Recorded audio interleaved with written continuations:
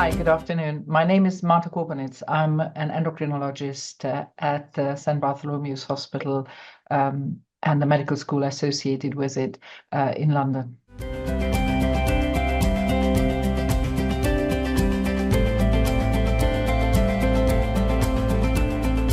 So that's a very interesting question because historically people thought that these are two different diseases.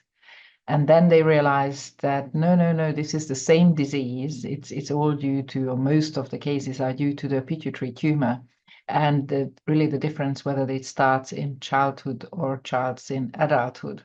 However, more recently, we can a little bit go back to the old vision of whether they are two diseases.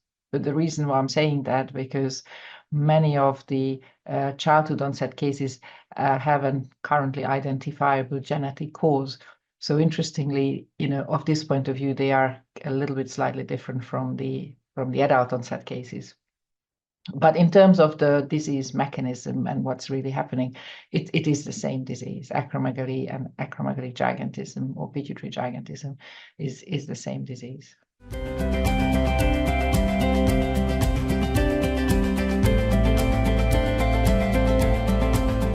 Pituitary gigantism, you would have thought it's such an easy disease to diagnose because somebody is being so very, very tall would sort of stick out and you think that the diagnosis is easy. It's not actually that easy because people are at different height, and when a child is growing fast, you don't always know that this is just one end of a normal spectrum, or is there something abnormal. So when somebody asks me, could this patient be a giant, I always ask, are there any other symptoms apart from growing fast? So headaches, joint pains, difficulty sleeping, sweating, maybe acne, maybe difference in terms of puberty, where maybe they are more behind in their puberty than their peers. There is usually quite a list of other symptoms associated with the disease.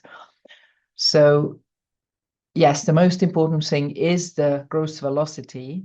So, and compared to peers and compared to family members, what is this person's growth?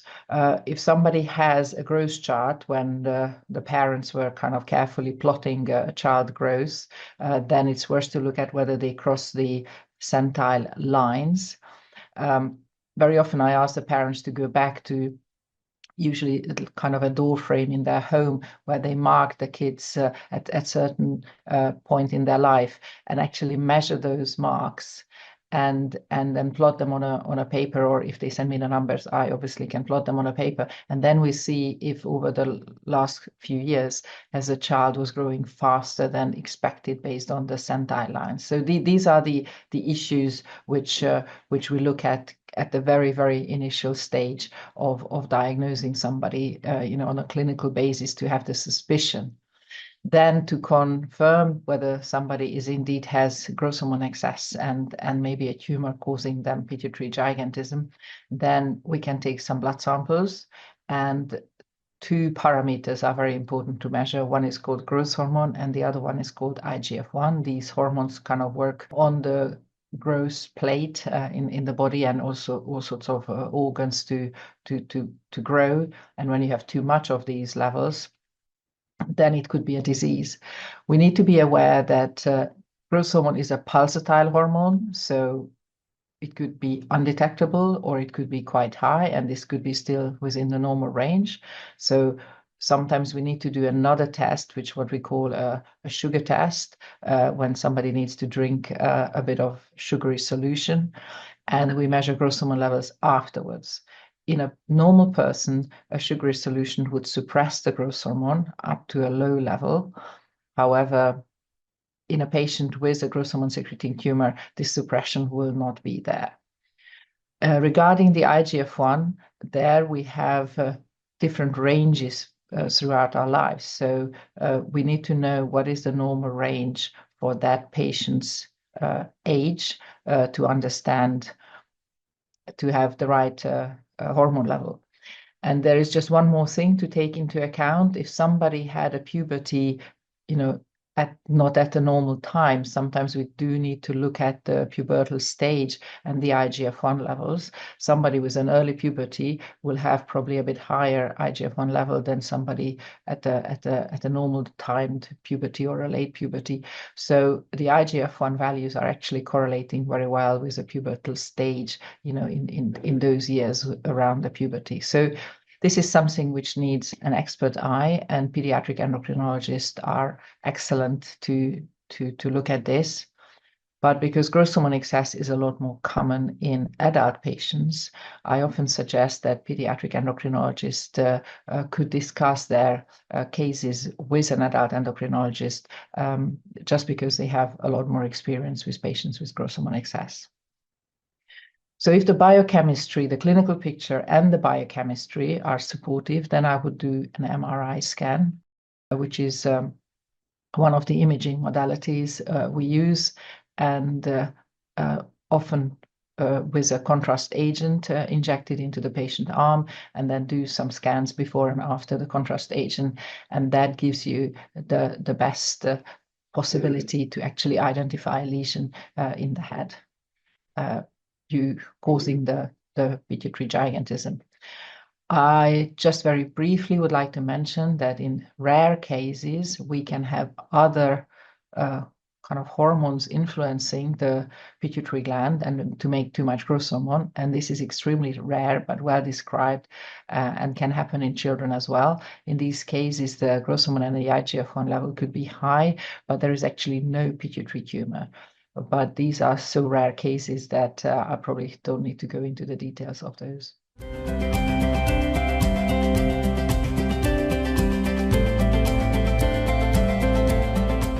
The primary treatment is surgery in the vast majority of the cases.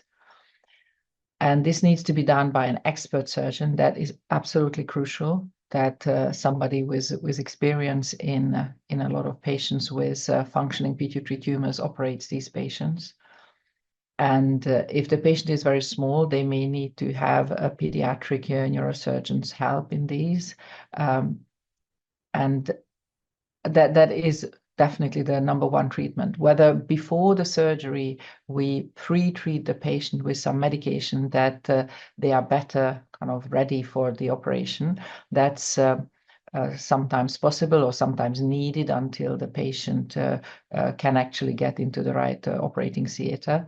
So pre-treatment is a possibility, but it's certainly not a must. The most important first treatment is the pituitary surgery.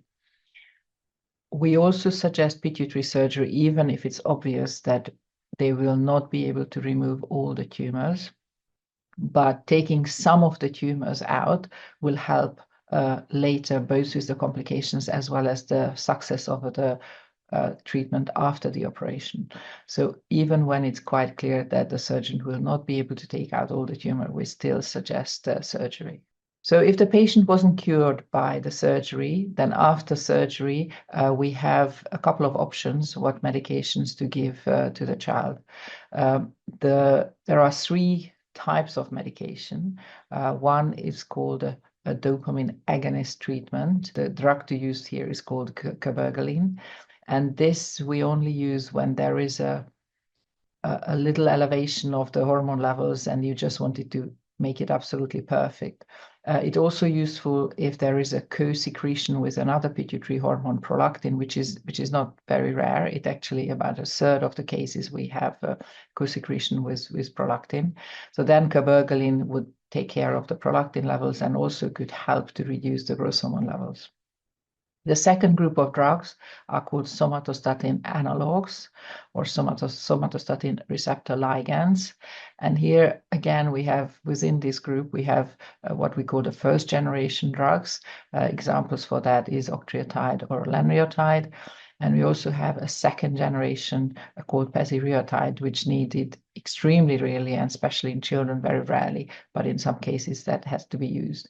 And these drugs are quite good at reducing both the hormone level, but also reducing tumor size, or at least not allowing the tumor to grow again. So these are two kind of important issues which the somatostatin analogs can help with. If the somatostatin analogs don't work, or they work but not enough, then we could introduce a third type of drug, and this is a growth hormone receptor antagonist. So this is a drug which stops the growth hormone to work. The drug name is called pegvisomant, and this is really effective. Practically every patient who has an elevated IGF-1 could be normalized if you give the right dose of pegvisomant. And it's an excellent drug, and it really made a huge difference when this was introduced to the long-term outlook and the long-term complication rate of patients with young onset acromegaly. The one disadvantage of this drug, which is inevitable looking at how it works, that it doesn't have an effect on the tumor itself. So it normalizes the hormone levels, but it doesn't stop the tumor growing. So careful monitoring needs to be done. If somebody gets this drug and there is a tumor growth, then obviously that needs to be taken care of either by another surgery, or if that's not indicated, then probably radiotherapy. This is something we try to avoid in younger patients, but in some cases it just needs to be given. In the old days, that was really the primary therapy for young onset cases, because they didn't have the somatostatin analogs or the growth hormone receptor antagonist available. Nowadays we use it a lot less, but still in some aggressive cases, this is the one which will help the patient to get cured, over the coming months.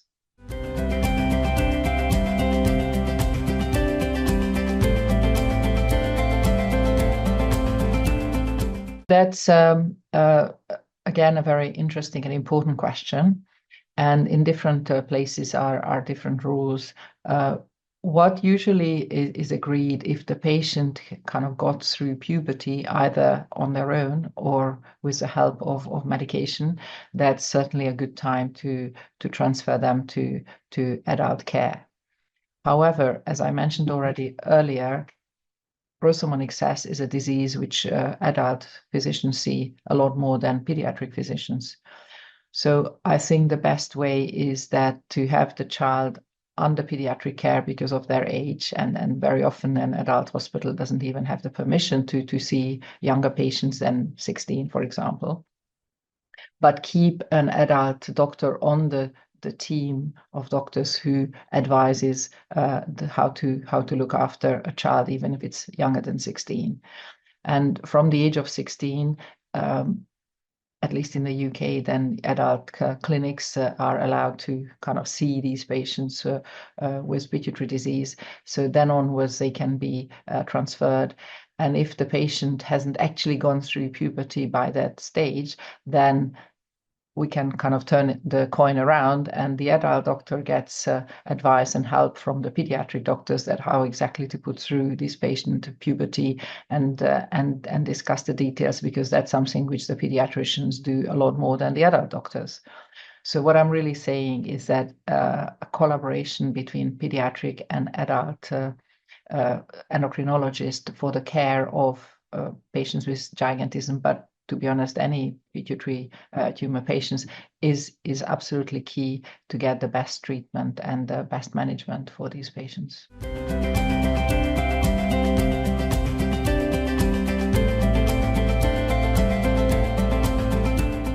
If a child is diagnosed, soon after their symptoms are obvious and is treated well, then this person will have a very good kind of life expectancy and complication rate in the future.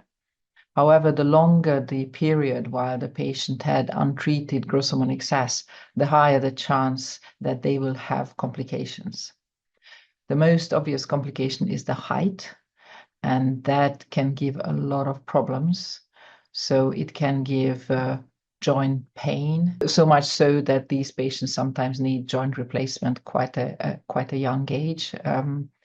And also it can give problems with the structure of the bone, so they are more prone to have fractures in their bones, and the most devastating ones are the vertebral fractures, so the fractures of the spine.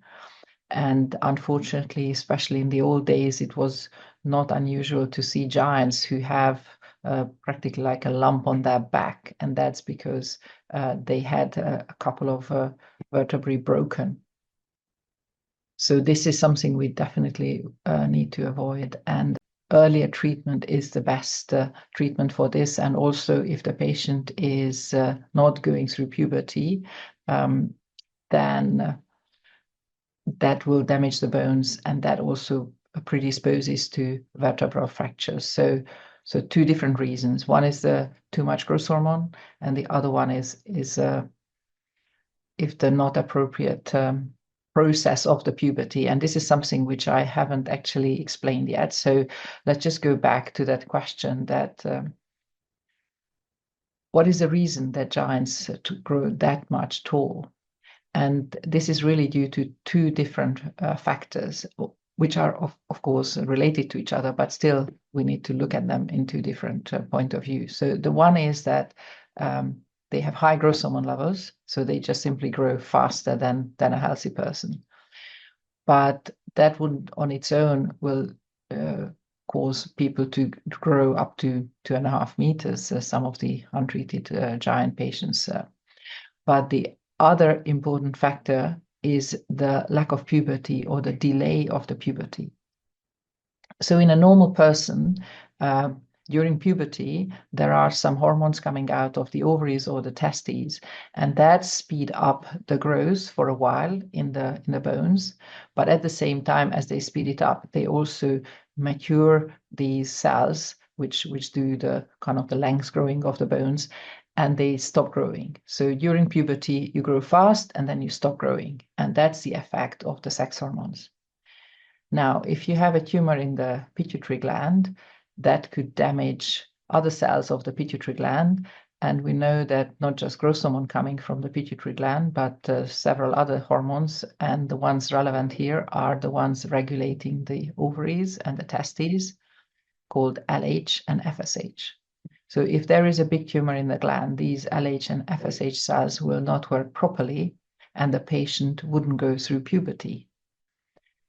And if they don't go through puberty, that bone acceleration in growth and then stopping the bone growth will not happen. So these patients might not what we call close their bones. And that's actually can be well observed in patients with extreme gigantism, that they carry on growing even at an age when normal people already would have stopped growing, and that's because they haven't gone through puberty. So the typical picture of a sadly untreated giant would be a very tall person without, for example, a beard growth, or a woman who hasn't actually started their periods yet, even if being in their late teens or even 20s. And that's due to the lack of puberty and the lack of closing the bone ending, what we call the epiphysis. And the ongoing high growth hormone level and the lack of the bone fusion results in these extreme heights, which luckily we don't so much see nowadays, but this was unfortunately common, about 100, 200 years ago.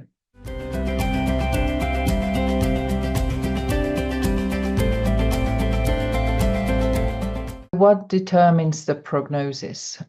Well, quite a lot of factors. So first of all, the distance between the onset of the growth hormone excess and the diagnosis and successful treatment.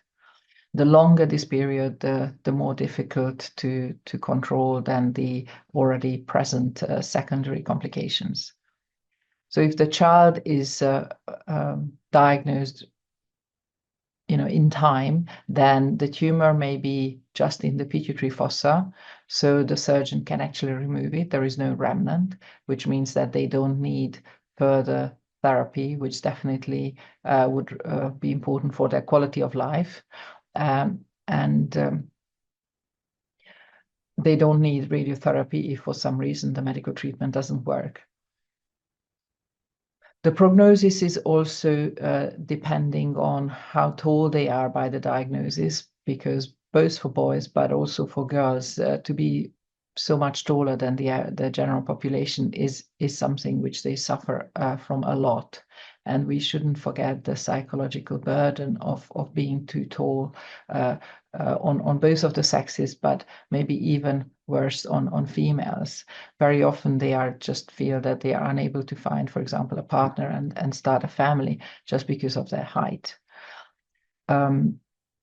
Also, if the tumor was big and found late, then they would have damage to the rest of their pituitary gland, which would mean that they need to take replacement medication, and maybe they need treatment for fertility if that's an issue later in their life. If they had to have radiotherapy, that increases the risk for cerebrovascular disease, which practically means strokes, and even at a low chance, but still an increased chance of second tumors within the head. So these are all aspects which influence the patient's prognosis. I already mentioned the joint pains, and also mentioned the bone quality, which can predispose to breakages. I haven't talked about the diabetes yet, hypertension, and the consequences of these. Again, if the patient is not diagnosed in time, then there would be complications due to the secondary hypertension and diabetes, which is part of the symptomatology of excess growth hormone. This is not so typical in younger children, but certainly in teenagers and older than that, it becomes more prevalent. We haven't mentioned yet the effect on vision. So the pituitary gland sits just underneath the area in our brain where the nerves coming out of the eye are crossing over. And if the tumor is big, that can push on this optic nerve crossing. And that could cause visual field defects, which means that part of our vision, especially on the sides, are not as good as in the middle. And if this is ongoing for a long time, then this is not reversible. So the patient will end up with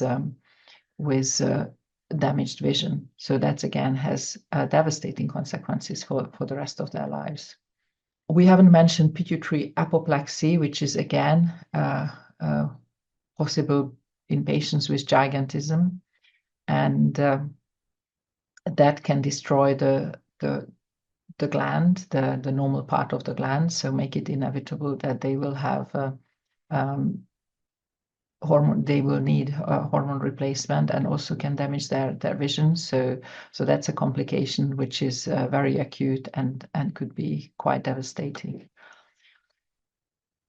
We also haven't talked about the genetic causes of gigantism. So about half of the patients with gigantism have an identifiable genetic cause. So this is something we should look for.